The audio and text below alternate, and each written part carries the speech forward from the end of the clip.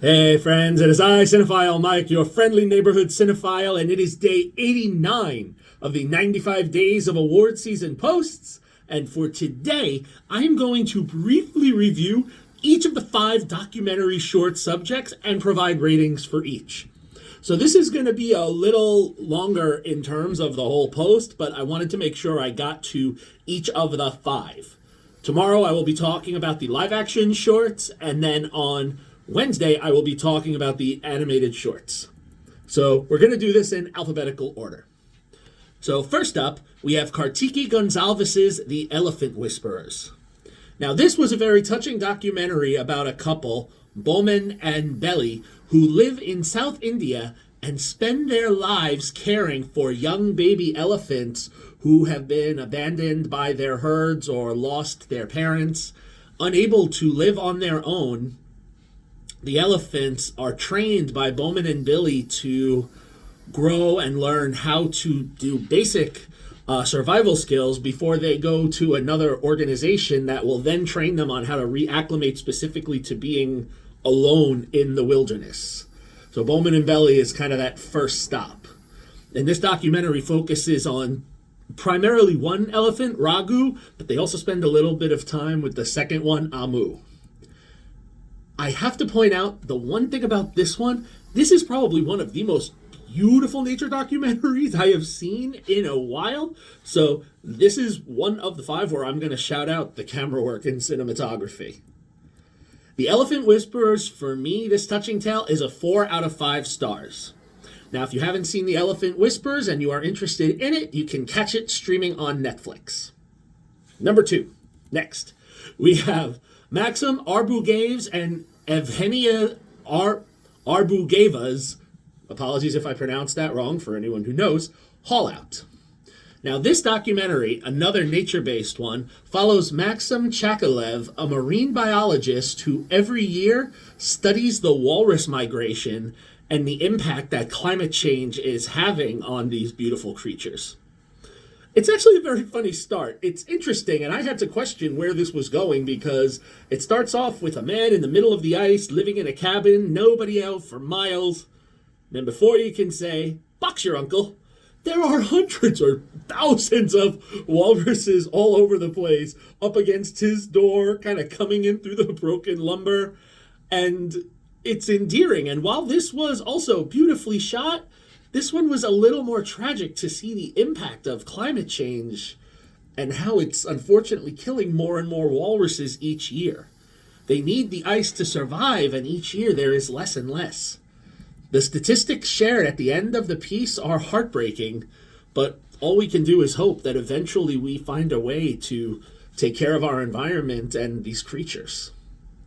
Haulout for me gets a 4 out of 5 stars. And if you are interested in catching this one, you can find it on YouTube, or you can go to the New Yorker Magazine's website and find it there. I have hyperlinked it in the Where Can I Watch It spreadsheet.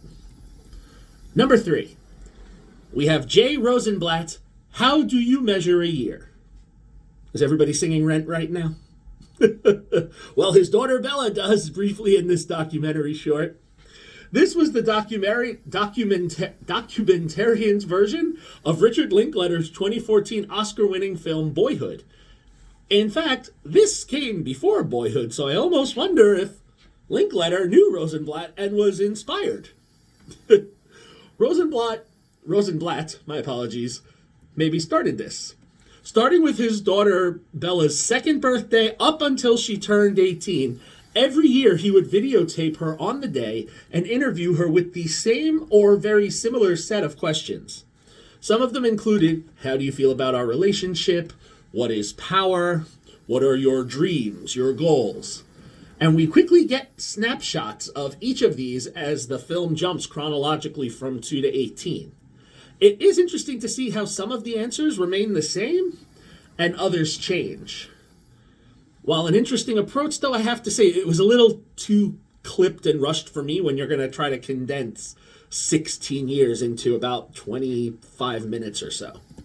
So for me, How Do You Measure a Year is a 3 out of 5 stars. Now, unfortunately, this one is not available on any streaming platform, so if you're interested in watching How Do You Measure a Year, if you go to your local theaters and see the shorts in the showcase, that is the only way that you can see that one as of right now. All right, we're almost there. Number 4, we have Anne Alvergue and Debra McClutchy's The Martha Mitchell Effect. Now, this is a mixed media documentary that's incorporated in archival footage, previous interviews, and reflective voiceovers of various individuals in the news and media. Now, Martha Mitchell, for those who don't know, was the wife to Attorney General John Mitchell, and she has been identified in history as the first whistleblower during the Watergate and Nixon scandal.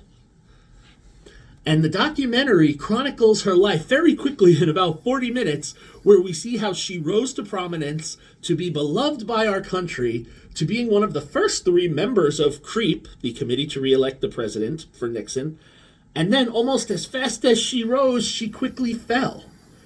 And we learned the definition of what the Martha Mitchell effect is, which I was going to include, but you know what? I'm not. Check this documentary out because it's an interesting watch. My biggest complaint is that this one was almost too short. I would have liked to have seen a full-length documentary on this, or even maybe see this one dramatized in a film as well. I wouldn't be surprised if it does. So I give the Martha Mitchell Effect 4 out of 5 stars. And if you'd like to see this one, it is streaming on Netflix.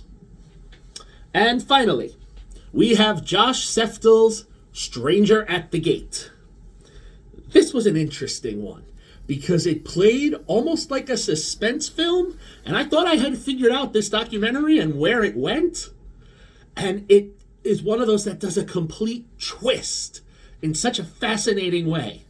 So all I'm going to say for this, because I don't want to spoil this one too much, is that it follows the later and current life of one Richard Mack McKinney, a former military man who is retired from the military and trying to build his life with his new wife and stepdaughter, but feels such anger and aggression towards the Muslim community as a result of what happened on 9/11 and not being happy with the mosque that's built in his hometown of Indiana. He comes up with a plan to deal with this. And what we get is a very intense 30 minutes that you think is going to go one way, but then twists in another. And we see, love, hate, compassion, anger, and all of this. Based on the way this was shot and told, I was so engaged. This one, for me, is a 5 out of 5 stars. And, this one is last alphabetically, but this one would be my pick for which should win the documentary short prize. So, if you haven't seen Stranger at the Gate, like Haulout, you can find it on YouTube or find the link on the Where Can I Watch It spreadsheet to the New Yorker magazine's website. All right, a little bit of a longer review, but there you have the 5 nominated documentary shorts. See everyone tomorrow for day 90 when I will tackle the live-action shorts. Until then, this is Cinephile Mike saying, take a break and watch something new.